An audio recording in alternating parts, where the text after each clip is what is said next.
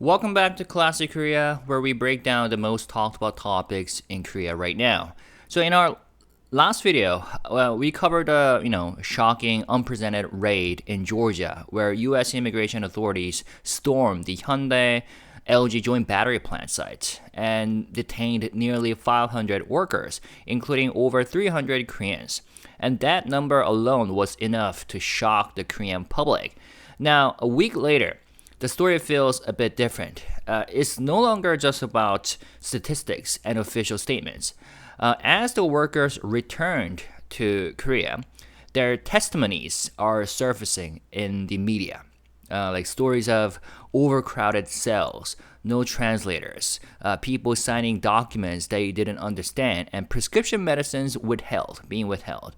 And these details aren't just being reported by the K media, they're being spotlighted. And Korean outlets are emphasizing the human cost, like the images that make readers feel the indignity, like people sleeping, standing up at the prison camp, and women breaking down when calls never came, and guards mocking detainees with racist gestures. These are the things that the Korean media articles have been talked about. And this shift matters because the headlines aren't simply about immigration law anymore. They are about humiliation, injustice, and the vulnerability of Korean citizens abroad. And in the way these stories are framed, like sometimes with almost cinematic detail, you can feel how public opinion is being primed, like toward anger, toward suspicion, and toward demands for accountability from both Washington and Seoul, Korean governments. So let's talk about what all these mean, okay, in this video. So let's dive in. So when the first charter flight touched down at Incheon Airport, families and cameras were waiting. That's where the testimonies began spilling out. Sometimes shakily, sometimes with anger, and sometimes with the sense of disbelief that this had really happened to them. So, for example, one middle-aged worker described being handed documents in English with no translation, pressure to sign without knowing what it meant. Later, he says he learned it was a detention order. And for many Koreans, hearing about this, that detail became the headline. Not just workers being detained, but workers tricked into signing away their rights. And another worker said his husband was denied access to the medication he took daily for joint pain. And others recounted how high blood pressure pills and even basic digestive medicine were withheld. And Korean outlets ran with this too, drawing parallels to how easily preventable medical neglect can spiral into human rights headlines. And the living conditions were described as humiliating. Some workers said they shared a single room with 70 to 80 people, and beds ran out, so some people slept on the floor, while others claimed they had to sleep standing up with nothing but a towel to cover themselves against the blasting air conditioning. And that imagery, like standing sleep, towels for blankets, has been repeated across TV broadcasts and online news clips in Korea because it instantly conveys indignity. Again, something that resonates deeply with Korean audiences. And there were also stories of mockery, like a few detainees recalled, guards pulling their eyes into a slant, that typical Asian mockery, or dancing in front of them. And these were also reported, and in print, these moments of racial ridicule were given almost as much weight as overcrowding, and they tap into an emotional nerve that extends beyond the technicalities of visa violations. So, for example, let me read you this particular article released by 동아일보, one of the major Korean outlets in Korea, titled, ICE officers mocked detainees with ni hao, which is a saying in China for hello, hi, and rocket man jibes, treating them like North Koreans. Published on September 15th, 2005. Aftermath of U.S. detention scandal. Korean workers recount racial taunts and humiliating treatment during detention. And the article starts with these two phrases. ni hao, which is, again, hello in Chinese, and can you speak English? These were some of the comments Korean workers say they heard from U.S. Immigration and Customs Enforcement ICE agents while being held for 7 days at a detention facility in Folkestone, Georgia.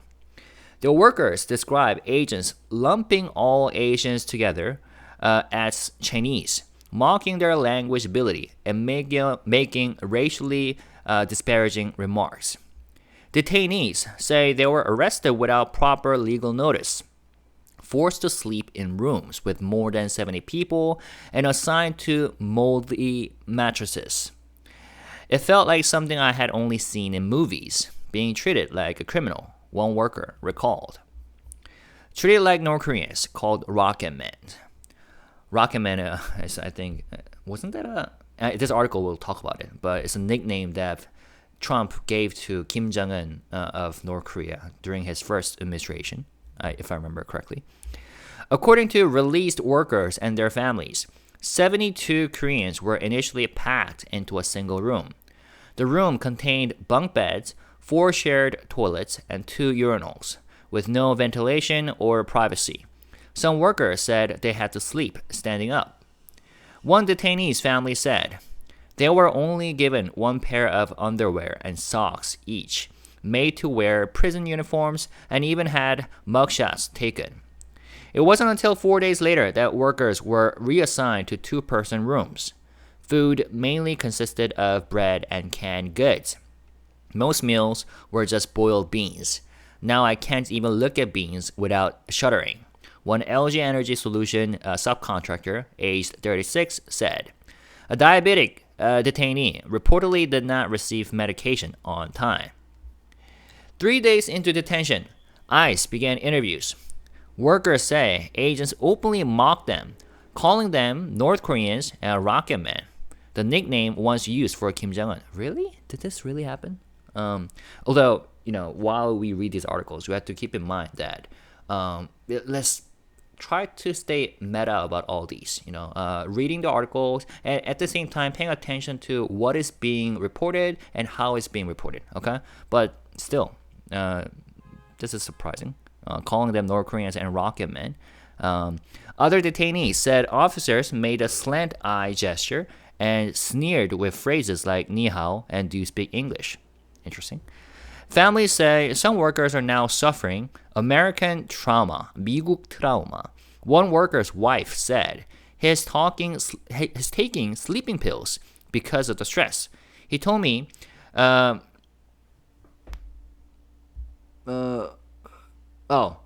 he never wants to go back to the U.S., even if he had considered China or other countries. Okay, interesting. Cut off from companies forced to sign papers. Detainees testified that U.S. authorities prohibited any meetings with company representatives. One subcontractor's wife said, my husband was anxious the whole time because the local company president never came to see him. Later, we learned U.S. authorities simply didn't allow visits. Communication was restricted to American lawyers assigned by the companies. They couldn't even request basic hygiene items, one family said. ICE reportedly did not provide interpreters or read Miranda rights at the time of arrest. Instead, officers pressured detainees to sign documents. One worker with a B-1 visa signed, thinking it was a release form, but later found out through a translator app it was actually a consent to detention form. According to testimony, ICE agents initially checked the workers' visas and left, but later returned with more officers and forcibly removed them. When one worker protested, I entered legally. Why are you arresting me? An agent replied, I don't know, but higher-ups said it's illegal. Some workers speculated that corporate executives who happened not to be on site the day of the raid may have known in advance. Industry officials deny this, saying the U.S. government doesn't tip off foreign companies before a raid. That rumor is baseless. Korean workers leaving other U.S. sites. The fallout spread beyond Georgia. Korean subcontractors at other U.S. sites began leaving as well.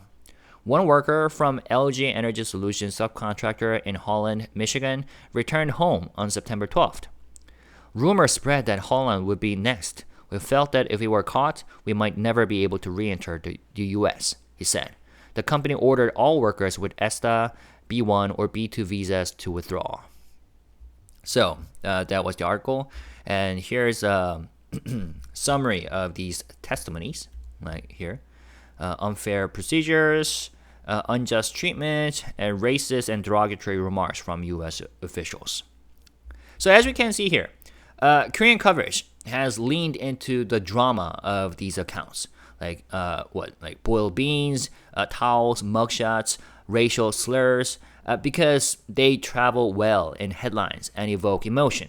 And journalists know that these details reframe the entire incident from a technical immigration enforcement issue, which is very complex, into a dignity and human rights story. And on one hand, these are genuine testimonies of people who went through an ordeal, terrible experiences. On the other, the way the stories are curated, which quotes are being highlighted and which images are looped on TV, is also shaping how the public interprets this raid, Georgia raid. It's less about visas or contracts and more about respect, whether Koreans abroad can expect to be treated with dignity, that is. And that framing has fueled public and political outrage and also, opposition party criticism of the president.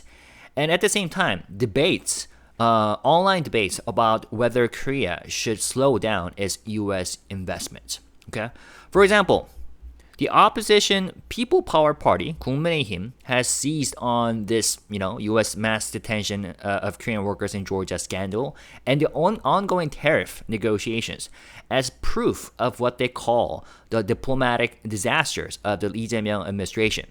So they formally submitted 2 motions for parliamentary investigations, one into the detention incident and another one into the tariff agreement.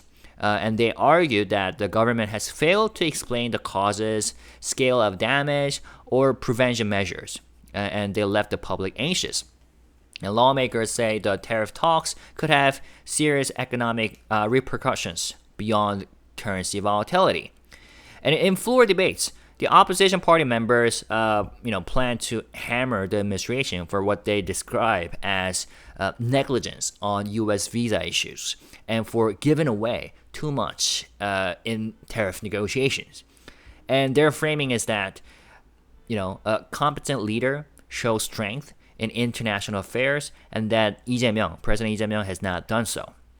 Now, spokespeople have criticized the Blue House for staging what they call a self-congratulatory show at Incheon Airport, likening the government's, framing to celebrating a hostage rescue when this should have been handled as a matter of basic responsibility, as they describe.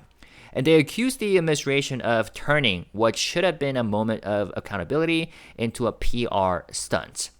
And party officials have also emphasized the, humiliating treatment of detainees, being handcuffed, packed into overcrowded cells with open toilets as evidence of the government's weakness and failure to protect its citizens. They argue that this episode left South Koreans humiliated on the international stage. Interesting. Some lawmakers, like former Daegu mayor, this one is a former lawmaker. So this guy is former Daegu mayor Hong Jun-pyo. He went even further, calling the Georgia incident an intentional provocation and suggesting that South Korea should even consider pursuing its own nuclear armament if all allies treat it as a subordinate state. So on September 13th, he wrote on Facebook, said, the Georgia incident erupted right after the Korea-US summit. It cannot be seen as anything other than a deliberate provocation. No matter how pro-China or pro-North Korea this administration may be, to be treated like this way by an ally is nothing but humiliation and disgrace. He added, I'm not saying we should respond emotionally, but the government must stop being stubborn and deal with this wisely. That said, treating the Korea-US summit like some sort of coronation ceremony after a change in administration makes no sense. And then he went further, questioning Korea's standing among advanced nations. I don't know about Japan, but do other countries also face this kind of treatment? Even as a developed country, why do we still appear subordinate instead of equal? Isn't it time to shift our relationship with China from a dependent one to one between equals? Where is he going with this? He concluded, that is why, even if it means enduring great difficulties, I argue that we should consider our own nuclear armament, just as North Korea has done. Nuclear armament is also a very complex issue that deserves a whole different conversation. But in terms of this Facebook message, I don't know, what his direction is, especially in terms of. I can see that he's being very critical of the Korean government and Lee Jae-myung president. Anyways, now the overall line of attack is consistent. As you can see, the opposition is framing the episode as both a national embarrassment and a symbol of the Lee Jae-myung administration's lack of diplomatic competence, while demanding transparency on the tariff negotiations and visa implications. Now, let's talk about the responses from the U.S. side. So on September 14th, U.S. Deputy Secretary of State Christopher Landau met with South Korea's first Vice Foreign Minister Park Yoon-ju in Seoul, and he acknowledged the seriousness of the mass detention of Korean workers at a Hyundai LG battery plant construction site. And Korean media outlets noted that this was the first time since the Georgia detention incident erupted that a senior U.S. official has issued a formal expression of regret, 유감. So he expressed deep regret and urged that the episode be used as an opportunity to strengthen the U.S.-Korea relationship. He emphasized that President Donald Trump himself is closely following the issue and that Korean workers will not face penalties if they attempt to re-enter the United States. Yeah, and that has been a great concern among the detainees and Korean citizens. He also pledged that Washington would work to prevent similar incidents from happening in the future. And the U.S. side highlighted the importance of Korean corporate investment for Americans' economic and manufacturing revival.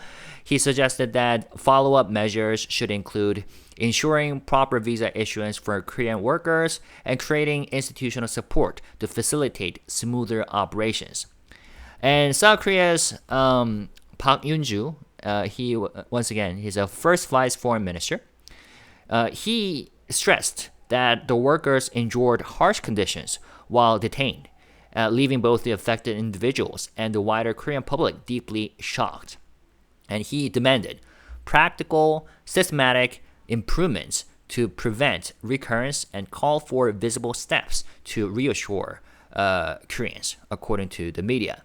And the two sides agreed to accelerate working level talks, including discussions of a new visa category tailored for Korean technical workers, the establishment of a bilateral working group, and even a dedicated consultation channel for visa issues. And both officials also framed Landau's trip as a timely sign that the alliance remains strong despite the crisis. So that sums up the bilateral meeting between these two officials. Now let's talk about Trump's response. So on September 8th, I have already talked about this. So on September 8th, just days after the raid, he posted on Truth Social and said this, striking a law and order tone. So he emphasized that foreign companies investing in America were welcome, but only if they respected U.S. immigration laws. And he called on them to bring in technical experts legally, promising that his administration would make the process quick and legal. But he attached conditions. In return, he wanted those companies to commit to hiring and training American workers. And in that message, the stress was on compliance, on sovereignty, and also on reasserting control. Now, fast forward a week later, September 15th, Trump's message had noticeably shifted. So in his second post, he framed foreign companies and their employees in much warmer terms by saying, we welcome them, we welcome their employees, before adding that America would learn from their expertise and eventually surpass them at their own game. So specifically, he wrote, when foreign companies who are building extremely complex products, machines, and various other things come into the United States with massive investments, I want them to bring their people of expertise for a period of time to teach and train our people how to make these very unique and complex products as they face out of our country and back into their land. If we didn't do this, all of that massive investments will never come in the first place. Chips, semiconductors, computers, ships, trains, and so many other products that we have to learn from others how to make, or in many cases, relearn, because we used to be great at it, but not anymore. For example, shipbuilding, where we used to build a ship a day and now we barely build a ship a year. I don't want to frighten off or disincentivize investment into America by outside countries or companies. We welcome them, we welcome their employees, and we are willing to proudly say we will learn from them and do even better than them at their own game, sometime into the not too distant future. Interesting. So, taken together, these two posts that he posted on Truth Social reveal like a balancing act. Trump wanted to reassure his political base that immigration laws wouldn't be ignored, but he also didn't want to scare off the very investments his administration has been eager to attract. So the first post played to like sovereignty and legal order. The second one pivoted toward economic optimism, portraying foreign technical workers not as a threat but as temporary teachers whose knowledge would eventually empower American industry. We'll have to see whether that turns out to be the case.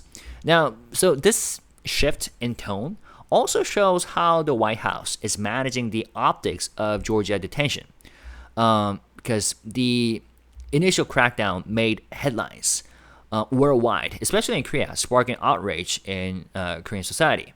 Now, Trump's follow-up message seems aimed at cooling tensions. Telling foreign investors essentially that you are still wanted here, just play by our rules, and we will make sure America benefits in the long run. Now, back in Seoul, back in Korea, the South Korean government tried to put out the fire, but the backlash only grew. Why? So first of all, the foreign ministry announced a full investigation into what happened inside the Georgia detention centers, including allegations of chains, overcrowding, denial of medicine, and forced signatures. And they emphasized that while the first priority had been getting Koreans released and getting home safely, the government would now scrutinize potential human rights violations and demand explanations from Washington. At the same time, the Korean government pushed for systematic fixes, meaning a new visa working group, a dedicated visa consultation channel, and even the creation of a Korea-specific visa category to ensure skilled workers could stay in the U.S. without fear of another mass detention. Meanwhile, ordinary Koreans voiced their anger online, and their words are pretty blunt. What's pretty striking in the public reaction is how quickly the conversation shifted to a national humiliation. People keep bringing up the image of Korean people in chains. That's the part that really stings. And for many, it's less about immigration law and more about dignity. Comments talk about how an ally treated Koreans like criminals, and that sentiment fuels the anger. There's also a deep current of distrust toward the U.S. and Trump personally. A lot of people are basically saying, we've been fooled before. If we keep trusting them, it's on us. And that sense of betrayal turns into calls to rethink the alliance itself, with some people saying outright that the U.S. is no longer an ally. And the economic side comes through too. Some people say, stop buying American products or just pull investment back home. Others argue that if the U.S. wants training, they should pay for it in Korea on Korea's terms. And that kind of transactional pushback shows people aren't just venting. They are imagining concrete leverage. And then you get the sharper edge, that comparisons to gangsters, talk about America exploiting allies the way colonizers did, and even saying that this proves the U.S. is in decline. So the rhetoric could feel extreme, but it could resonate when people already feel disrespected. So overall, the tone online right now in Korea is a mix of humiliation, anger, and a search for how Korea should respond, like boycott, diversification, or outright distancing. It's pretty emotional, but it's also political because this kind of sentiment puts pressure on the Korean government to demand more than just a quiet apology. And maybe at this point, someone in the U.S. will be, watching and thinking, but laws are laws. Immigration rules have to be enforced. And I saw some comments being written on my previous videos, and that is not wrong. Every country has a right to decide who enters, who works, and under what conditions. But here's the other side. These were not people sneaking across borders. They entered legally with visas, issued by the U.S. government. And companies weren't cutting corners out of malice. They turned to B1 and ESTA because of the U.S. work visa system is notoriously slow, capped, and difficult to access. And the battery plant deadlines didn't wait for H-1B, lotteries or months-long approvals. For years, Washington quietly looked the other way as foreign companies used business visas to get projects moving. Now, what changed under Trump was the sudden decision to enforce the letter of the law without warning, without translators, and with chains, mugshots, and racial slurs. That's why in Korea, this hasn't stayed an immigration story. It's become a story about dignity, and the anger is pretty raw. People talk about betrayal, humiliation, and chains, which raises the real question.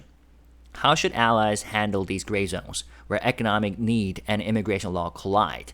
Should Korea push harder for its own dedicated visa track, or should companies simply pull back from risky investments? So that brings up to you. What do you think? If laws are laws, should that justify shackling workers who came in with company visas? Should allies handle these cases differently than strangers at a border? And more broadly, does this incident make you rethink what alliances are supposed to mean in practice, not just in military terms, but in the everyday lives of workers sent abroad? Let me know your thoughts by writing comments. I'll be looking forward to them, and I'll see you in the next one. Okay? Peace and love. Bye-bye.